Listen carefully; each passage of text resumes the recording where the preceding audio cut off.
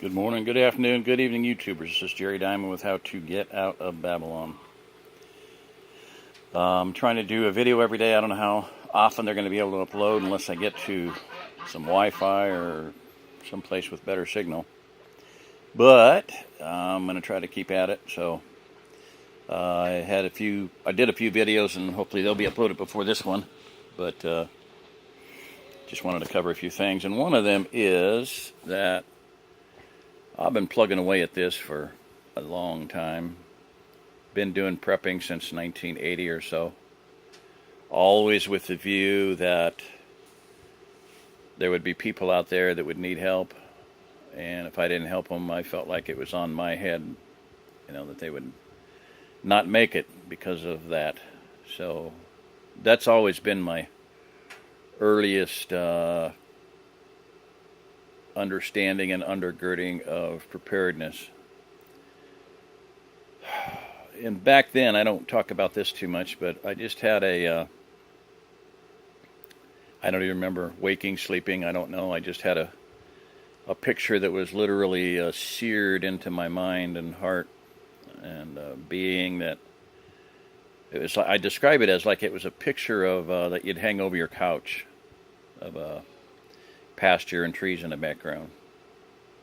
No cats, no dogs, no smoke, no people moving, nobody at all. Didn't see anything. What I saw was a bunch of tents and various shapes and sizes. And what my understanding was given to me at the time, or what I sensed, or what I knew, however you want to phrase it, I knew that those tents were refugees. It's just the only thing that explained the situation, why there would be a conglomeration of tents like that. Anyway, that's how I took it. And so I started buying preparedness gear and studying preparedness and survivalism, and sleeping bags and sweaters and wool blankets and socks and all kinds of stuff. And over the years, we expanded on that, obviously, and we hit 1998, 1999, and Y2K, and my family got into preparedness in a major way by becoming suppliers, sellers, Pilgrim's products. Sold more stoves than anybody in the country, cylinder stoves out of Cedar City, Utah, than anybody else in the country. The next, we were one sale short of Cabela's, and that meant every Cabela's store and every Cabela's catalog. We were one single sale short of them, and that we would have beat him, but there was a guy that followed us around with the Cabela's catalog in his back pocket, and we paid $600 to get into the show, and motel and travel expenses and breakdowns and repairs and you name it, and food and everything else on the travel budget. And he'd walk up after we did an hour-and-a-half presentation to a customer and show him the Cabela's catalog. Well, of course Cabela sells it cheaper. It's a mail-order catalog. So anyway, we started doing prepping, again, like I said, always with a view to people going to need help someday. And that's predominantly the type of people that I have associated with over the years. That is predominantly the type of people that have been and are being and will be attracted here to the Ozark Plateau, people that are preparing for other people as well. So if you are a prepper, and I may title this, Where Should I Bug Out To? There's several videos like that by preppers. I can't remember the name of them off the top of my head, but there's two of them anyway. More than that, but when shit hits a fan, where do I bug out to? Well, may I suggest that you bug out to a place where people have been preparing, and God has been preparing to take care of millions of refugees, rather than some place where people are of the mindset that I am a survivalist, what's mine is mine, and I will kill to defend it, and I will guard it, and I will shoot anybody that comes on my property, and, us four and no more, shoot first, ask questions later. And I literally heard this from survivalists, and I had a man who was the alpha male of a church, a big mega church in Denver. When I said, hey, you better get some storage food, he said, why should I? My neighbor weighs 300 pounds. So, but I heard a prepper tell me, we're the only ones prepping in our community. So my biggest question is, when they come to the door and they're hungry, should I feed them or should I eat them?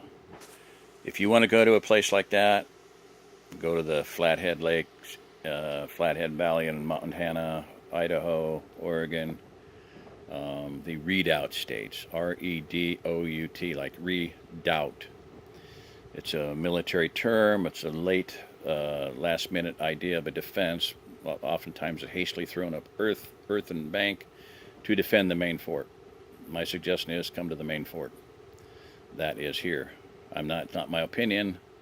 It's a simple geography of the country, and it is the just divinely appointed place that was created and designed at creation for this point in time. That's my take on it. So you can laugh, you can sneer, and if you're of that mindset, don't come here. Laugh and sneer, but don't come here. you know, if you want to be where people care for other people, head here. If you want to be where people have been preparing food, come here. Now, brings me to the next point, and that is everybody here that I know of that's working to prepare for other people is desperately in need of help. Manpower, money, resources. We're doing what we can do. Where I'm at right here, I'm 62. I'm not in the greatest health. I'm not, as physically fit as I'd like to be. My friend here is older than me. He's a whole lot more broken down than I am. He's not stronger, but he's in a heck of a lot more pain. His wife's facing heart surgery. Grandma's 95 years old, just turned 95, 1st of January. Still gardening, still working. We're all working hard as we can. But it's no longer on a shoestring budget. It's on a nothing budget. So we're going to keep doing it. We're going to keep plugging away, but we could sure as heck use some help. I could use help with video, obviously, some technology. I was told just a few days ago by a guy that wants to move here and help. He's got a Samsung Chromebook, boom, bang, virus-proof, and whatever you want to call it, a cheap phone, Obama phone, whatever you want to call it, and does everything with that. So, news to me. I are a technotard. I could use some help. I could use some video work. I could use better equipment. I've got a phone. That's all I'm doing. Sorry, I'm going to keep doing it. If we die with our boots on, we're going to die with our boots on. So, but it would sure as hell be nice to have some help of somebody that gave a shit and needed some help too, because we've got a lot of resources here, but youth isn't one of them. Money's not one of them. Technology is sure as heck not one of them. Bill's, if I'm a technotard, he's I don't know what the word would be. That's what I say. I are a technotard, and I would like some help. So, I guess that's about it. I wanted to upgrade, keep doing more videos, more, ramp it up a bit to where I'm doing one every day, and being able to upload them every day. That's going to be a challenge. I guess I'm just going to have to go into town and find some Wi-Fi. That's not hard, but getting into town is a difficulty because we're short on vehicles and money and everything else. So that probably won't happen. I may just have to plug my phone in here at the greenhouse. Probably good reception here.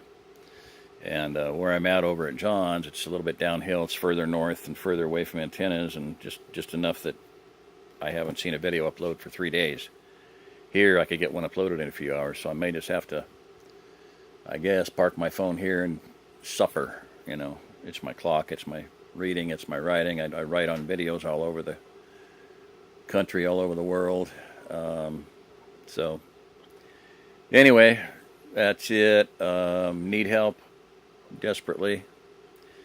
If people could get out of the mindset of just living for themselves and preparing for themselves, that would be wonderful. So, and I'm going to link this video to another one that I'm going to do now, because I'm part of a Christian prepper group, and it was one of the I think I was the second member, literally. Preparing but not afraid. What a name. What a pretentious name. And everybody on it brags how they're not afraid of anything. And I'm saying, not biblical. Noah, moved with fear, built an ark. The fear of Yahweh is the beginning of wisdom.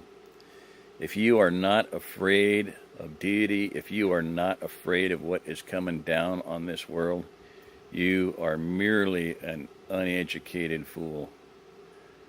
They say that an optimist is just a pessimist without enough information, and that's what anybody that thinks they're not afraid is just, come down to it and there's a ravaging horde of cannibals coming at you. I guarantee you're going to be afraid. And those people that talk so highly of themselves, I've had 2 women on that group on the phone tell me that this one guy who's Mr. Holy, self-righteous, he knows everything.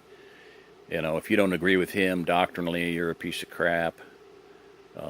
Doesn't say that in so many words. He's too holy to say shit like that. But, Mr. Holy Roller, Mr. I'm right and everybody else is wrong. And he does this, puts a evil-sounding name on everything. I call it the big, bad, evil-sounding name cult. And that's what he is. But I've had 2 women tell me on the phone that he would be the first one to run and leave his family to the wolves. Women can read a guy. They know his heart. They can tell from his self-righteous braggadocio that he's just full of shit. Pardon all the French, but I'm tired. I am tired.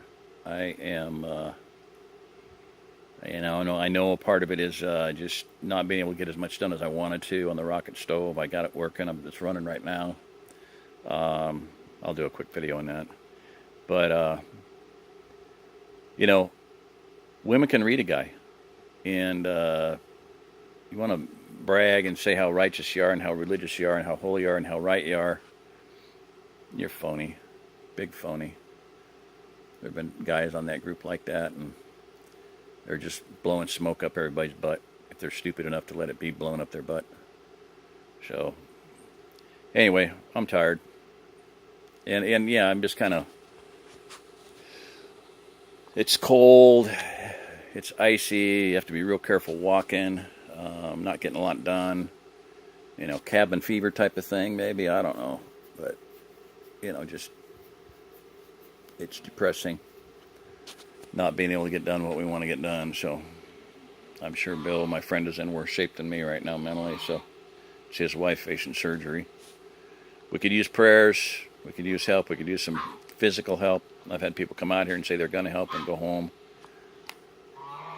I've had people say they're going to move out here, and I'm not. And, man, I'll tell you. I don't know. That's about it. Don't mean to get too depressing. Just trying to give you a picture of what's going on. I've had people waiting for 13, 15 years for people to show up here. In droves. It's going to happen. I know it's going to happen. Simple math of the situation says it's going to happen. Geography says it's going to happen. I had one guy move here from New Jersey, came several times to visit. It was right before my interview with Beyond Off Grid, with the producer. My granddaughter ran the camera for him and everything. I've told that story before, but when while that was all in process, before it happened, I asked one guy that had moved here from New Jersey. I said, just kind of want to get my head wrapped around, get ready for this interview, and I said, you moved here simply and solely because of my writings. I said, can you tell me? And you don't have to tell me right now to think about it. But I'd just like to get in my head what it was that convinced you to move here from New Jersey. And he moved within 400 yards of my family's farm. 20 acres. For, I don't know what he paid for it, but I was with the guy when he bought it. Paid $14,000 for 20 acres. What Jack bought it for, I don't know. There was a trailer on it, bought the trailer for about 11. So what the bill was to Jack, I don't know, but that was the bill. 20 acres and a nice 2008 mobile home. Really clean. Concrete blocked in the whole 9 yards. Beautiful setup. Beautiful setup. And Jack's done a lot with it. But I asked Jack, what was it that motivated you to move here? You don't have to tell me right now. And he goes, I can do that in one word, geography. Fired right back. One word, geography. The geography and the geology of this country dictates that there are going to be massive changes, earth changes. They have been fracking madly on the Craton. The Craton's going to crack and split like a freaking tear on the dotted line. I have a writing out there. You can find it, fracking on the dotted craton line. Look it up, Google it. It'll be posted on Alt Market. It's posted